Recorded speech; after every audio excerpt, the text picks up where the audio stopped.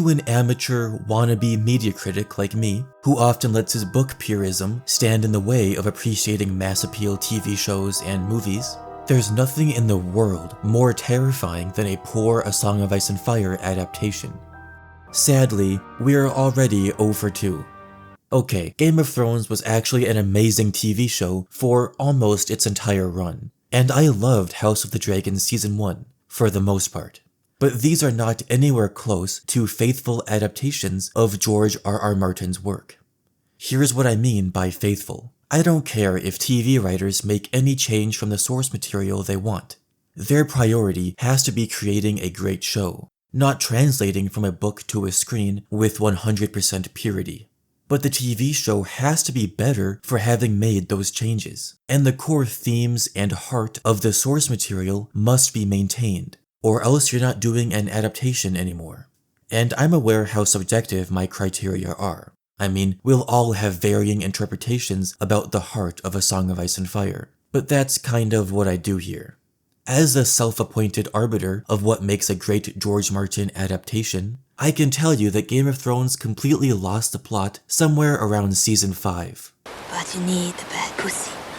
Although the show, as a show, was still good until Season 7. And I can say, after House of the Dragon Season 2, that show already has one foot in the deep end of mediocrity, and I fear it's careening towards that dark abyss of abysmal writing and wasted potential. Maybe it really is all cocks in the end. This video is about the first Game of Thrones pilot to ever fail, its spiritual successor in suckiness, Bloodmoon, and the lessons from these two failures that House of the Dragon did not learn from. The unaired Game of Thrones pilot is sort of a cult legend. Its mystery has slowly been unraveled over the years, but only a handful of people have ever actually seen it. You can read it though, since the script was found in 2019 and uploaded to the internet. I linked it down in the description if you want to check it out. It's a little shocking. It's also a case study in good versus bad adaptational changes. Plenty of things from the first few chapters of Book 1 were actually adapted into the pilot, only to be cut for the real Episode 1, Winter is Coming. For example, in the pilot, Jon was supposed to get drunk at the Winterfell feast, just like in the books, which reveals his immature response to being stuffed in the back of the Great Hall with all the squires. His presence at the main table would have offended Queen Cersei, since the royal dais is no fit place for a bastard. Underage drinking at a feast helps Jon seem less like the dour robot he comes across as in the show. The pilot also featured talking White Walkers.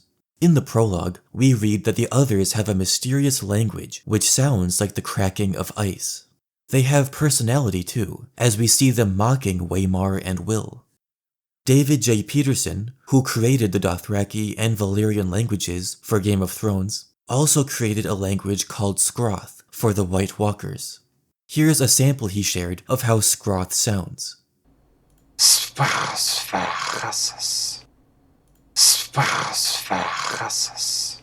But for the real Episode 1 and the rest of Game of Thrones, the others just have this creepy screech. While I wish they had kept Drunk Jon and talking White Walkers, sometimes changing things from the book is a good idea. In the unaired pilot script, Dany's wedding night with Drogo goes the way it goes in the book. She's scared, she tells Drogo no, and then eventually she consents, as much as a 13-year-old girl can consent. A book-accurate scene might have given a false impression of Dany and Drogo's relationship to a lot of viewers. That's why in the real Episode 1, their first night together is obviously non-consensual, and we get this hammered in as the season progresses, until Dany just sort of submits to the abuse and resolves to make the best of her situation. But before I give credit to these two knuckleheads for making a change that helps you sympathize with a female character, let's remember how they invented this dubiously consensual but probably rape scene between Jaime and Cersei in Season 4, and how Sansa was given a second abuse storyline instead of hanging out in the Vale like she does in the books. Speaking of Sansa, she and Catelyn were supposed to be more book accurate in the original pilot. In the show, Cat pleads with Ned not to go south because it's dangerous and the Lannisters just killed Jon Arryn. but in the books and the unaired pilot, Cat wants Sansa to be the queen, and she tells Ned to accept Robert's offer. I think it was probably a good idea that they changed Catelyn from her pilot version to the version we got in episode 1. She's more sympathetic and protective of her daughters, which makes it sadder when she loses them. The book version of Cat is a slightly more ambitious mother, so when she loses her daughters in the books, there's this extra layer to her tragedy that she was the one who wanted them to go south in the first place.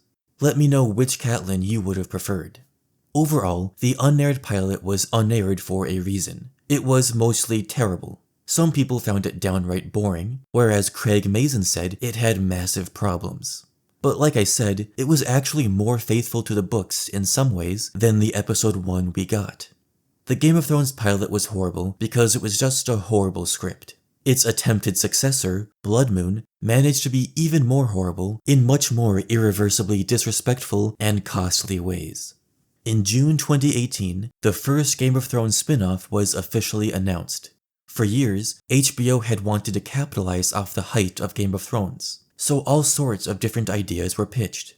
George Martin even managed to pull himself away from writing Winds to suggest HBO adapt The Dance of the Dragons, which became House of the Dragon, as well as Dunk and Egg, which is finally happening and premiering in 2025.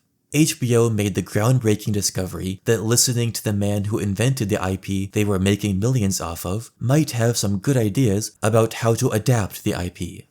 Other pitches included a superhero team-up about the 7 aspects of the faith, as well as an Aegon's Conquest show that depicted the Conqueror as a drunken lout.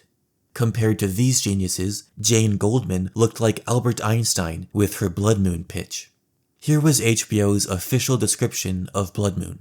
Taking place thousands of years before the events of Game of Thrones, the series chronicles the world's descent from the golden age of heroes into its darkest hour. And only one thing is for sure. From the horrifying secrets of Westeros' history, to the true origin of the White Walkers, the mysteries of the East, to the Starks of legend, it's not the story we think we know.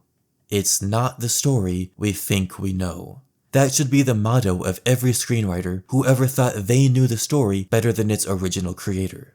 And with the idea that the events of Blood and Cheese as chronicled in the history were somewhat of a, call it a propaganda against Rhaenyra to impugn Rhaenyra and Daemon as the blackest of villains. In this case, George Martin hadn't actually written a whole lot about the Long Night. The story we think we know is all of 8 lines of text. We don't even know when the Long Night occurred. Was it 10,000 years ago? 8,000 years? 6,000? It's one of those periods in history shrouded in folklore and legend, allowing modern characters like Melisandre to twist history in favor of her agenda. King Stannis is Azor Ahai reborn, because Azor Ahai, not the last hero, wielded Lightbringer and ended the Long Night on behalf of R'hllor. Bloodmoon was supposed to get into the mysteries of the East and the true origin of the others, which might actually be linked, because another version of history tells us there existed an ancient empire in the Far East, the Great Empire of the Dawn, and when the Bloodstone Emperor usurped and killed his sister, the Amethyst Empress, that blood betrayal ushered in the Long Night. Although, in HBO canon, the White Walkers were created by Children of the Forest. There's not much mystery left there. So I'm curious which mysteries of the East Bloodmoon could have explored. Naomi Watts was cast in the lead role of Morven Casterly, a charismatic socialite of Casterly Rock. Recall that House Casterly existed during the Dawn Age, before Lan the Clever somehow tricked them out of the castle and founded House Lannister, according to legend. Of course, the Maesters want us to believe that the heroes of the Age of Heroes, like Lan the Clever, Brandon the Builder, and Garth Greenhand, were mostly kind of made up. But we know better than to trust what these saggy old doofuses write down. These are the same scholars who denied the existence of Brandon the Shipwright's kingdom in the Sunset Sea, Starkaros. It is known. The plot of Bloodmoon, or at least the plot of the pilot episode, centered around the marriage between a Casterly and a Stark. The Starks, sailing in a boat that looks like this, go to Casterly Rock for the wedding with Lan the Clever as their prisoner. Presumably, over the course of the series, Lan would have weaseled his way into the service of House Casterly until overtaking them completely, perhaps in a Saltburn-esque Machiavellian deception. Lan the Clever might have been played by Jamie Campbell Bower, who was officially cast for the pilot. Bower was also the original Waymar Royce in the unaired Game of Thrones pilot, so that's twice that he's appeared in a Thrones pilot that never saw the light of day. All of this sounds okay at first. A Stark marrying a Casterly, no dragons or Valyrians yet, no Iron Throne or King's Landing.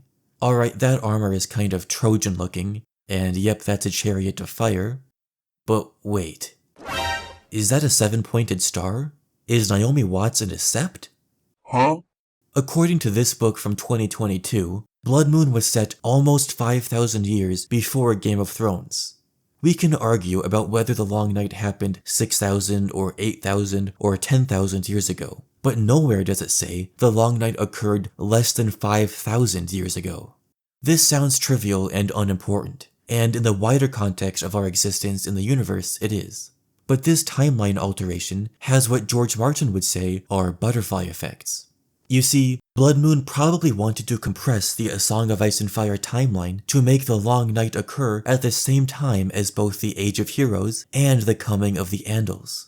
In the books, the Andals invaded Westeros either 6, 4, or 2,000 years ago. But wait, didn't I just say the Long Night could have happened 6,000 years ago? Yes, but nowhere does it suggest the Andals were already in Westeros during the Long Night. So whichever point in time you think the Long Night occurred, the coming of the Andals happened after. By the way, I'm not just spazzing out for no reason. David J. Peterson confirmed this on a podcast. To give HBO the benefit of the doubt, this timeline change probably served Lan the Clever's plotline.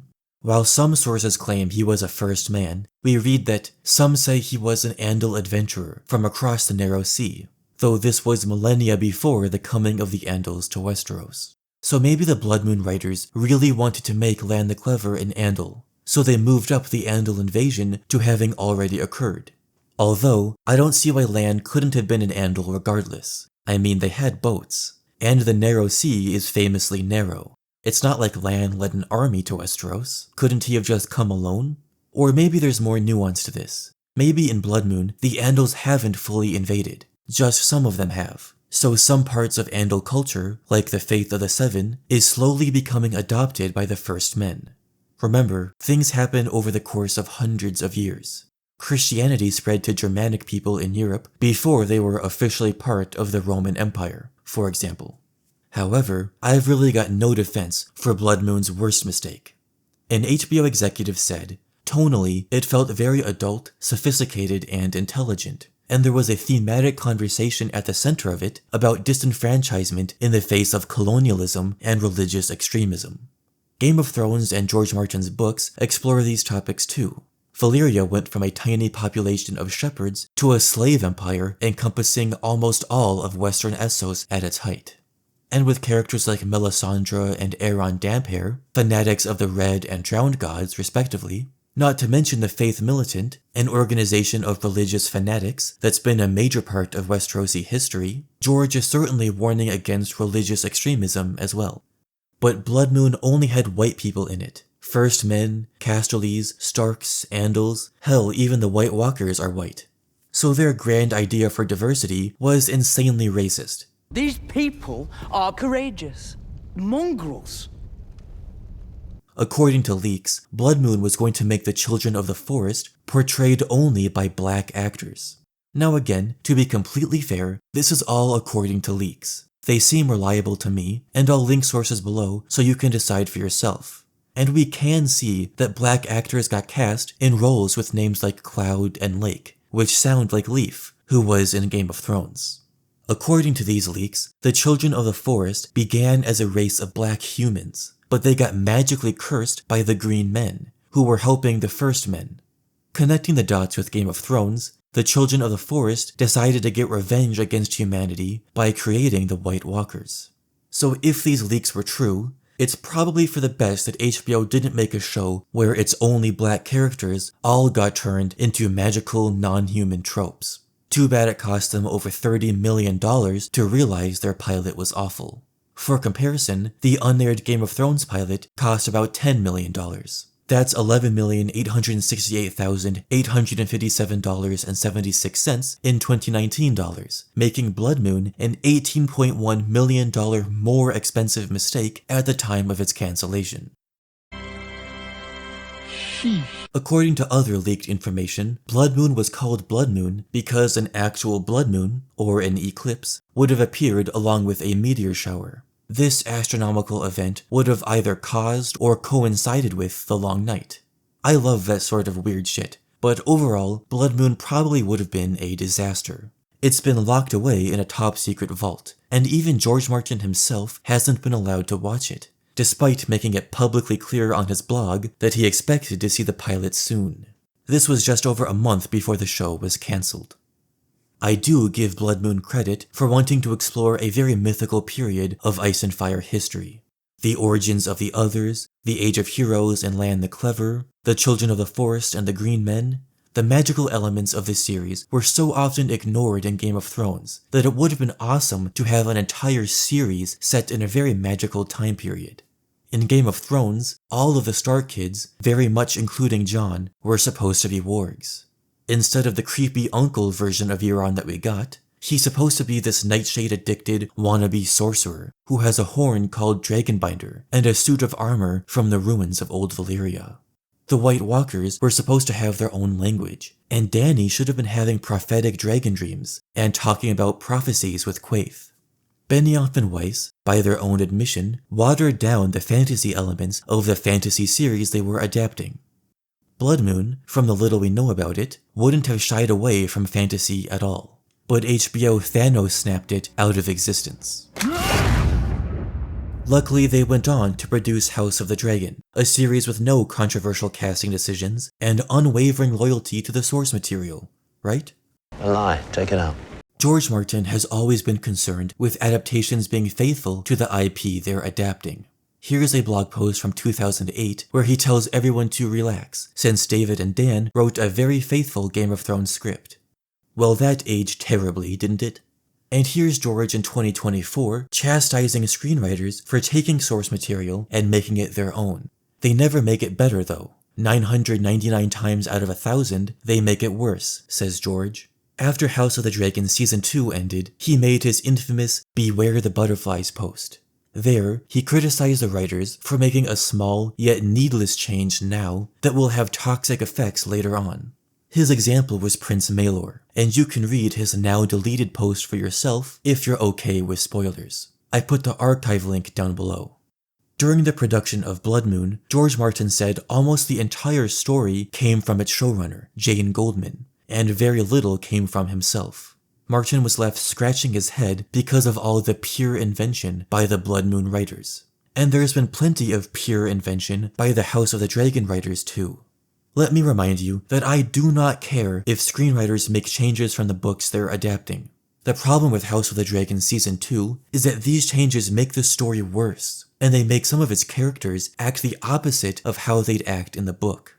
House of the Dragon completely misses the point of Rhaenyra and Alicent, so that this is what we're left with.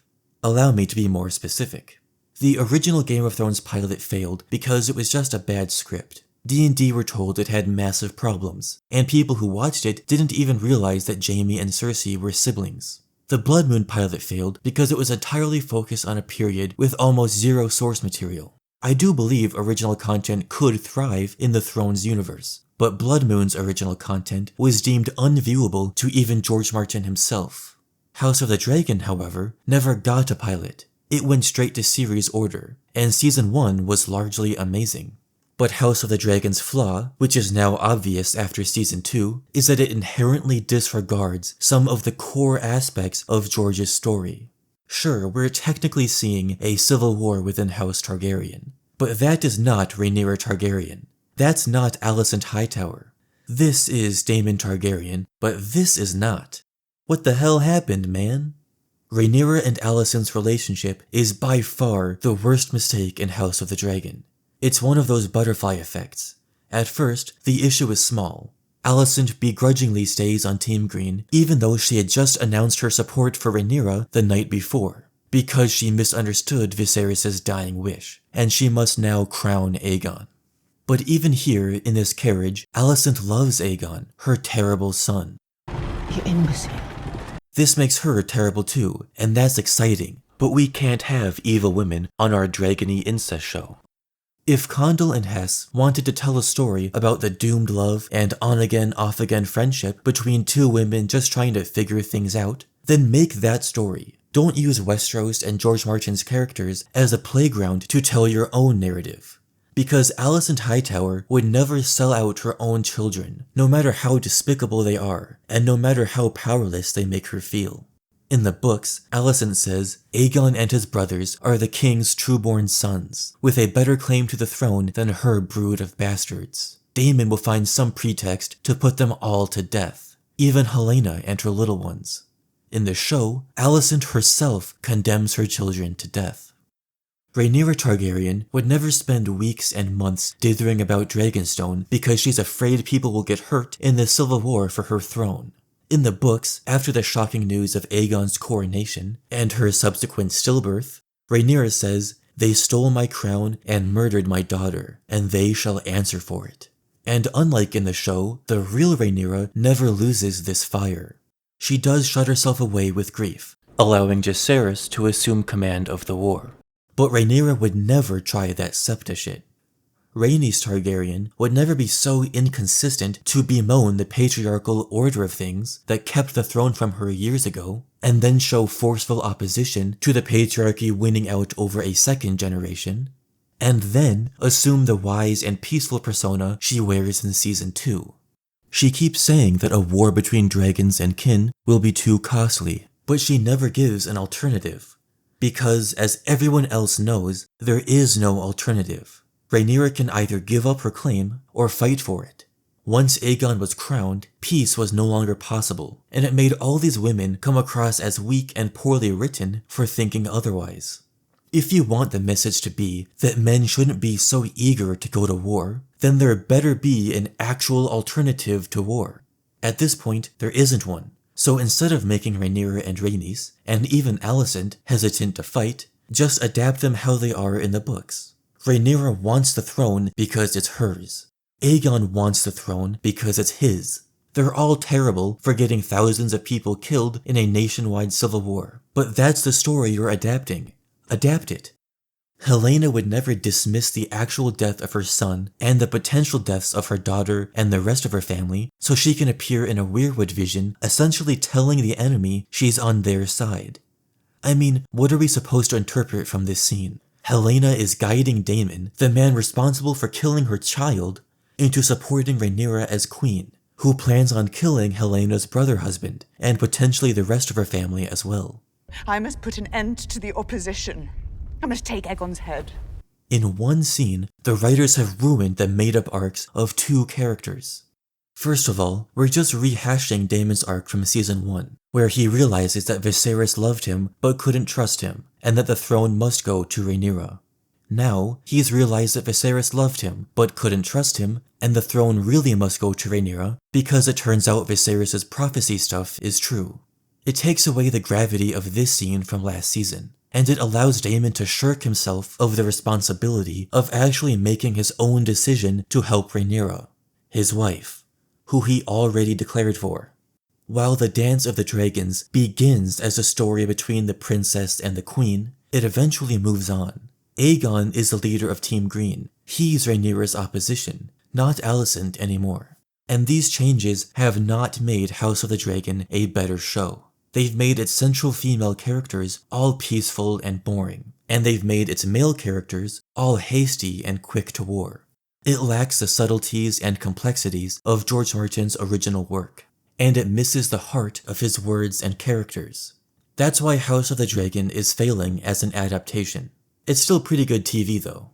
I'll be watching Season 3 when we get our 8 more episodes 2 years from now, and I'm super excited for the Dunk and Egg show. This one has to be good, right? Let me know in the comments if you were excited to watch Bloodmoon, or if you're glad it got cancelled. And let me know if you think House of the Dragon is a good adaptation so far. Thanks for watching and subscribing.